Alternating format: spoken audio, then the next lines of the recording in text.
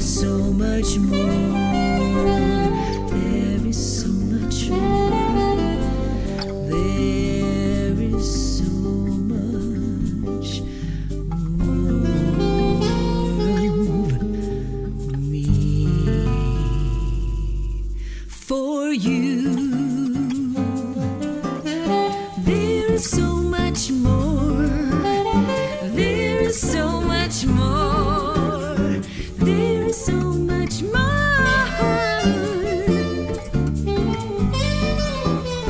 There is so much more.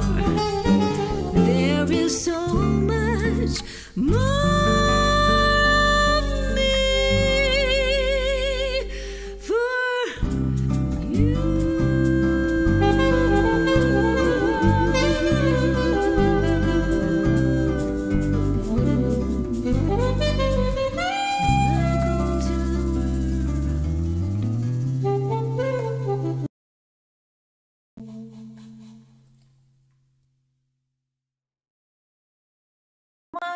There we go. The road is now working. I have the mic. Thank you for showing up, guys. This is, as you know, or you may have noticed, I don't know, I've been on a little bit of a hiatus. And now I just was checking into Twitch, and it says I'm live, but when I press on the live button, I really don't see anything. Do you guys see anything? Who's watching on Twitch? Is it working on Twitch? Also, it doesn't seem to populate much of what I've done on here. Then I think let's see how we look on D Live. I see, let's see who's on what. Is Twitch working? I see Miguel's on D Live, Warrior, Larry. Okay, all right. And it's funny because I do have Facebook watchers, and they never seem to be able to communicate their chat to me when they're on Facebook. So anyway, I'm going to take a minute here and just get oriented. So like there, I'm checking. Check.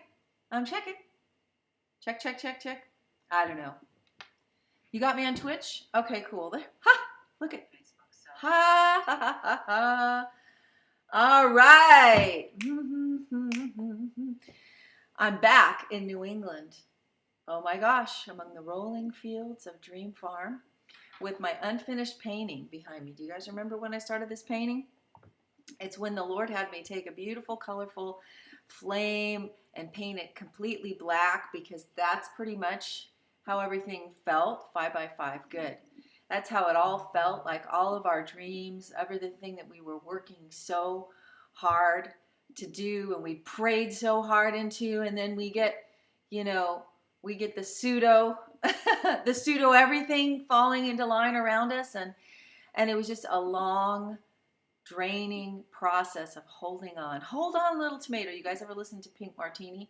If you've never heard the music of Pink Martini, that is an awesome group. I mean, amazing music, kind of character-oriented music, and a lot of jazz musicians in that group, and they have this little tune called Hang On, Tomato. Hang on, little tomato, till you're ripe on the vine.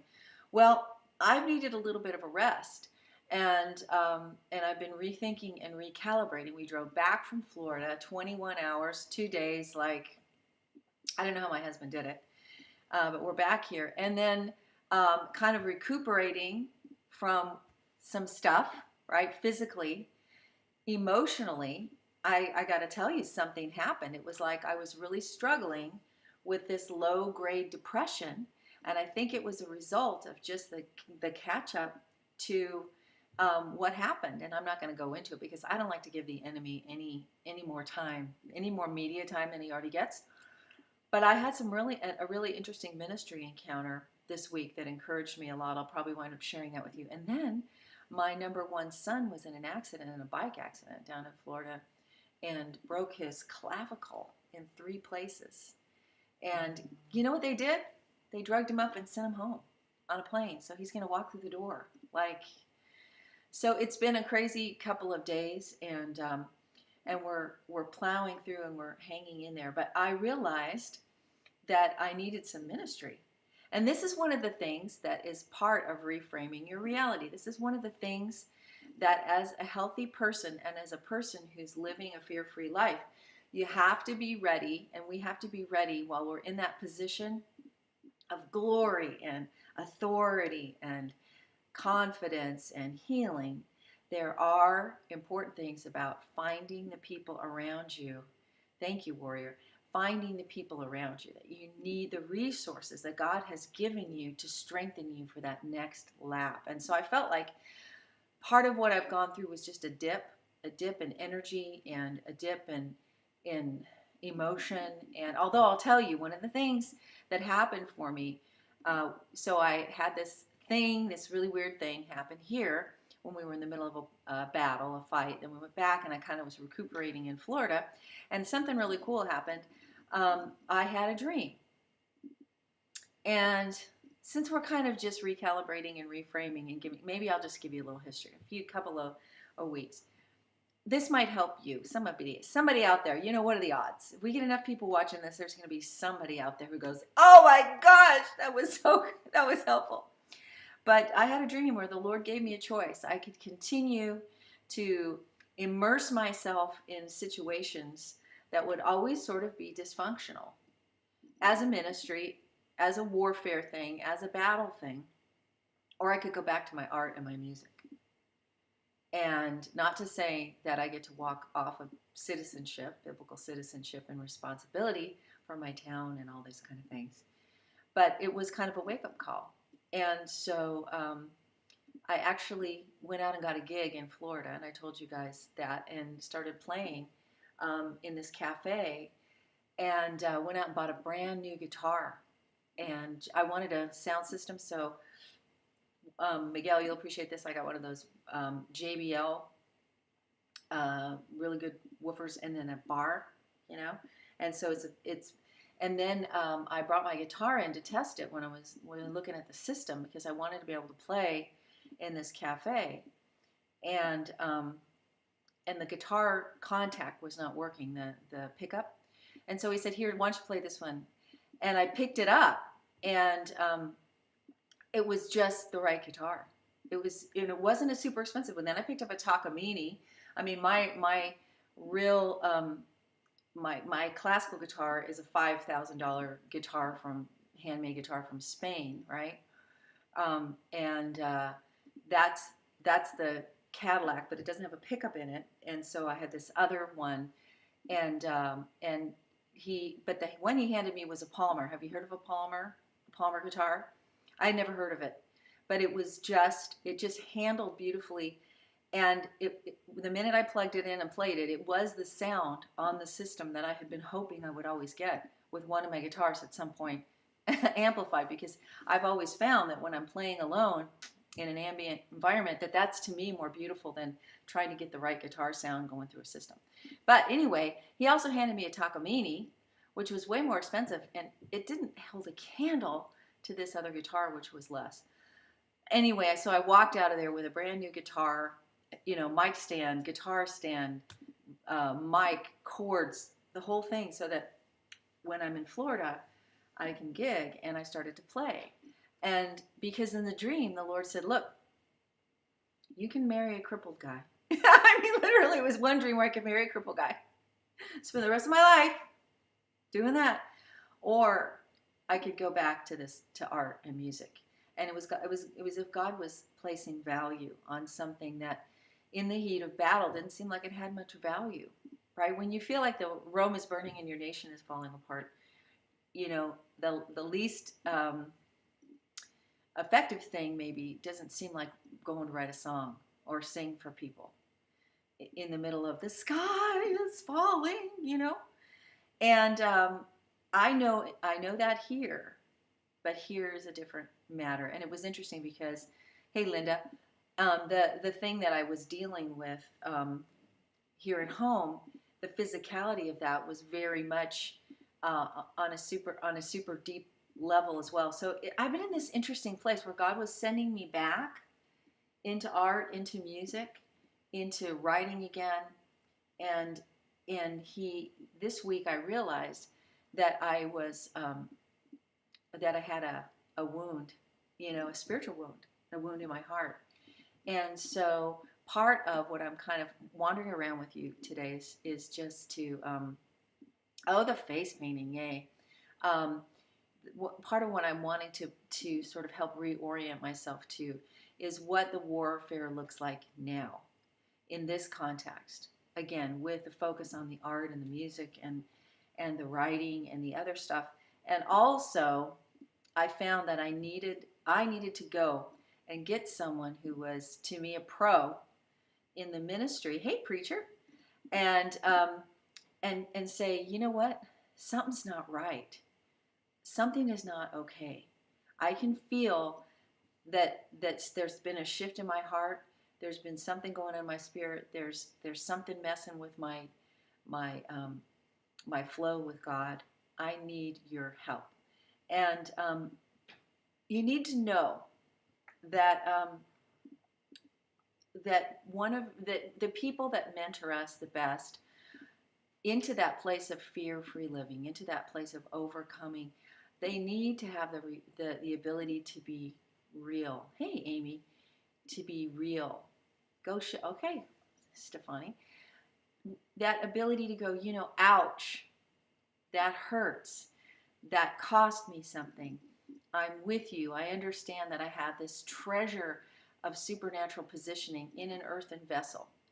And and so this idea that we need to have the reality and the authenticity to get the help that we need is really, really important. And I learned that afresh this week.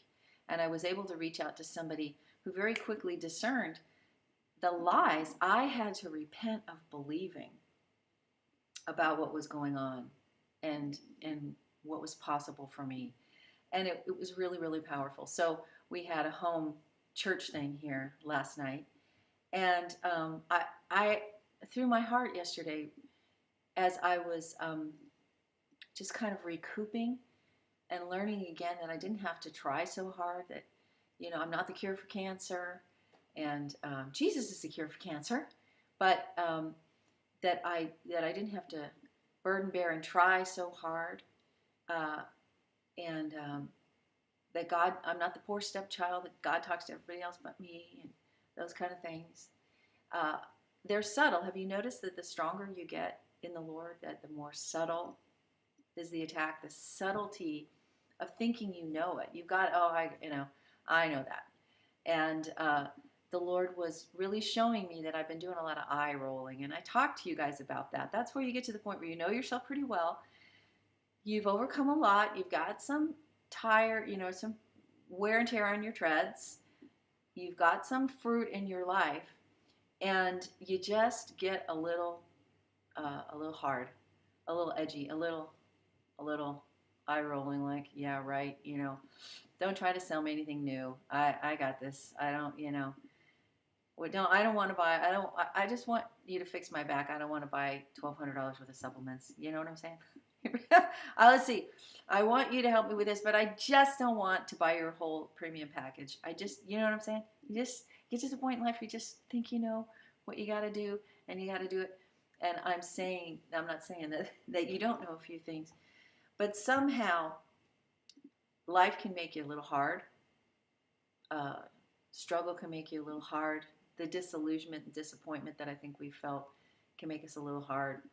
And I looked around and I thought, Jules, if you're not careful and you don't reach out for some help, there's going to be a bigger fallout than just what you're experiencing now. And thank God, he has resources just enough for us. Have you noticed that in your pursuit of being free and whole, God has for you right in your circle so much hidden right under your nose. And if you're willing to be authentic and willing to get the help, willing to invest, you'll find that so much opens before you. So, I had a surgery. I had a surgery of the heart on Wednesday. And then when we had our house church last night, I was just hearing the word, like a river glorious is God's perfect peace, over all victorious in his bright increase. Perfect yet it floweth, fuller every day. Perfect yet it groweth, deeper all the way.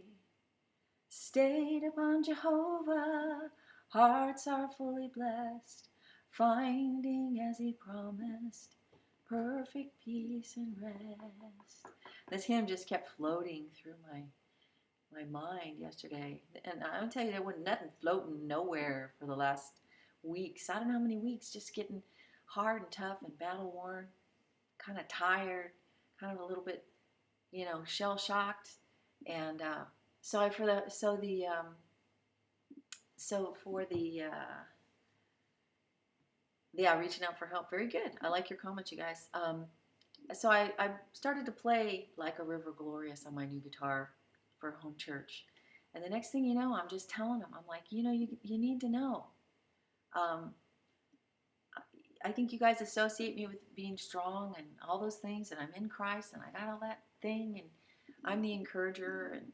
But I got to tell you, part of the battle is the subtlety of the enemy planting seeds that can put you in that place where you're the kid on the outside in the porch. You're the kid on the porch. You don't get to sit in the inside with the rest of the people in the house and the Father's table. And it's a very subtle thing. And he comes along in moments of fatigue and battle, and he sows these little seeds. And the funny thing about being more and more mature is the subtlety of how the enemy works, to the point where it takes more discernment. You have to be more aware of when there's dis-ease, and then able to say, I'm not the cure for cancer. I'm I am in Christ and He's in me, so that's everything. But I think it's okay for me to go get some help. I think it's okay for me to reach out. I think it's okay for me to reassess. I think it's okay for me to make a hard right turn away from being the crisis agent, solver person, and moving back into things that require a lot of faith, like showing up to do this canvas again here, to come back. This is an unfinished painting, because this was the canvas that I started as a beautiful flame, with so much hope. Oh my gosh, 2020 and landslide and winning bigly and overcoming. And we prayed and we acted and we cried and we got authentic prophecy about 45 and what God's going to do for him. And then, did it all go sideways? Yeah, I did. So God had me paint that canvas back there black. Do you remember? Oh, thanks, Miguel. Let's have a cigar together sometime. So, and it was black. And out of the blackness, the thing that I got was a feather, because it's been this quiet little, hang on, tomato, these quiet little voices drifting in and out that keep me from jumping off the bridge. Do you know what I mean? Like, I got to tell you, over the last few weeks, I really haven't wanted to be on planet Earth. There's no place else. I mean, like, I'm not ready to go to heaven, right? I'm not suicidal. I'm none of that stuff. But it's kind of like, oh, please, is there anywhere else I can wait this thing out? Can we go somewhere else? And I've been in beautiful places. I was in Florida. It was beautiful. It was like, so it's been a deep interior walk, and sort of a deep realignment, and a deeper healing, and a slower process, and a rethinking, and a kind of coming back to life. It's like, I think the Lord in the Spirit said, "Ollie, Ollie, oxen free. You can come out now. Come on out. I'm not going to bite." And that's what's been happening. And the reframing has been a really interesting process to step back and go, where is the subtlety of the battle? Am I really believing lies? And I'm letting those lies. See, what's interesting about that feather is the feather in the room will be the thing you have to just be so careful to discern, right? The voice of God speaking that truth. And I think my idea is that in the dark, God is writing this story for us back there with all those colors, and I don't really know what to do with it. I just kind of got stuck. Some things just sort of died. So I just kind of like my batteries ran out, and then with the a kind of crisis I went through, that just made me mad. I mean, that's just stupid. I mean, we trample on serpents and scorpions, so that's how it's going to roll. So what's this all about, right?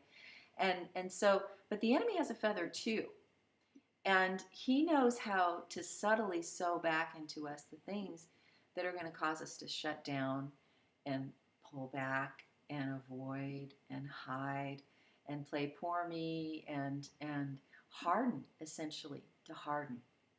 And so just over the past few days, between the Lord speaking to me, coaxing me out, saying, "Come on out, it's okay. We're good things," coaxing me back into the music and the art and the performing. And what's interesting too is that if you don't, at this age, if I'm not singing regularly, it affects the flexibility of my vocal cords, right? So I was getting to the point where I was like, "Thank you, Linda, and thank you, Warrior." I was getting to the point where I was saying, "Well, what does it matter if I sing anymore anyway? I'm not all that good anymore. I mean, I did that. Maybe I should just go do something else, like I don't know, be a crisis management person or a greeter at Walmart. Except I wouldn't wear the mask at Walmart, so I probably wouldn't get hired. But um, and so, but the Lord was saying, teasing out things in the soul, and for things to be teased out of you, it needs to be a relatively safe place. Have you noticed that? Because those are the quiet things, the subtle things. Those are the areas where you're perceived in your strength and you're doing your strong thing, right? And what he's doing is he's pulling the threads of your weakness. And it's coming undone, and it's being unraveled, right? And so, this feather idea, the enemy has one too, and he likes to be super subtle. He likes to plant stuff in us too, and take us down. And sometimes in life, when you get the big chunks in place, and I've taught you a lot about the big chunks with fear-free living and retraining your brain and dealing with trauma and dealing with the importance of daily risk and the importance of managing your gray matter and understanding so many pieces of body, soul, and spirit. And so you can get some big chunks in. Then a lot of hearing God and walking with God and understanding the warfare might be as subtle as a wisp. And the enemy knows to do the same thing. He knows to sow those things in as well. So that before you know it, we're... And it's a hardness. It's a subtle hardness. I don't know about you. I just don't want to be hard. I just don't want to be... I don't want to feel like it's hard to talk to my Father in heaven. I don't want to feel like it's he talks to everybody but me. I don't want to feel like I have to work hard to save the world. That's the burden that I carry in myself. And one of the things that will creep up for you fear-free liver lovers, is that is how we manage the quiet anxieties. And I think this is the thing that was building up, were those subtle anxieties that were making me run into anxious management behaviors that were then adding, that can add depression, that can add actually to a cycle of unhealthy activity and running from the quiet place and running from God and running from the place where your biggest step of faith might be onto that blank canvas or picking up that guitar or whatever. And so I've been in a process of reframing. God's been reframing things for me and helping me refocus in this hour. So I think I probably wandered a bit today. I fully intended to come on and give you some, coach kind of epic pro mentoring. But I also, as I sat down, I realized that I'm kind of just, how when you get clay and you first pull clay out, it resists you because it's cold, right? When you first, or it's hard, and you just have to get it in your hands and just really have to move with it. And I think I'm in that place right now, even coming back. I seriously considered not coming back, not because any horrid thing. It's just what's the point? You know, what is the vision? Where are we? What do we need to do? Where are we moving forward? What's the next level thing we're heading toward? How can I actually mentor a group of people into um, into effectiveness in your life rather than just me showing up every day and it's nice to be together. You know, I mean, we've gotten used to our communities and the people that we listen to, and sometimes I think this has been a weaning too. We've been weaned away from some of that, and having to kind of sort things out, and figure out how we're going to re-engage with the world and be the most infective. I want to be infective. How about you? They infectified us. I want to be really infective myself. So I have a lot more questions than I have answers right now. I have to go into some places where I feel much more vulnerable. My body feels more vulnerable. My work feels more vulnerable. I'm unsure about a lot of things right now in terms of what it looks like and what it needs to be and exactly what I'm supposed to contribute. But I haven't left the field. I have not left the field. But maybe, like I'm not, like coaches said, hey, take 5. I'll send you out in a minute when I tell you what the strategy is, okay? And so it's a deeper reframing. That's just a little bit of what I've been through and what I'm sorting out and what I'm figuring out how to do, whether I go, like in the dream, you know, I was really tempted to press into and really commit and really jump wholeheartedly into a very dysfunctional, trying to help with a very dysfunctional, crisis-oriented situation and long-standing, to use the gifts that I know I have for strategy and warfare and stuff. And the Lord said, yeah, but if you do that, it'll eat you up. Is that what you want to do? Is that where you really want to go?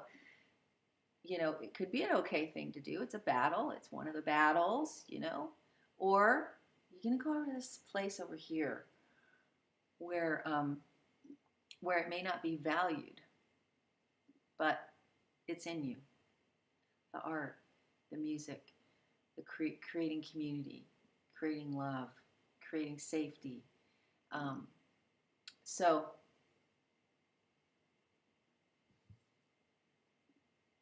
there you have it. There you have it. So I played the welcome song at the beginning, kind of like, welcome to this new reality. Welcome to this new phase. So that's where I've been. And I need to take my son tomorrow to the surgeons. And so I don't know if I'll be back. My prayer is he'll get there and they'll go, you don't even need this, okay? Why are you here? But I may or may not be able to broadcast tomorrow because that is one of the things I got to do. And then I'm in the game. I'm here. I'm hanging out, and that's good enough for me today. That's good enough for me to show up and go, Lord, in all this vulnerability, here I am. Let's go. This is what it is. And he's good, right? So I don't know if this has been brought to you by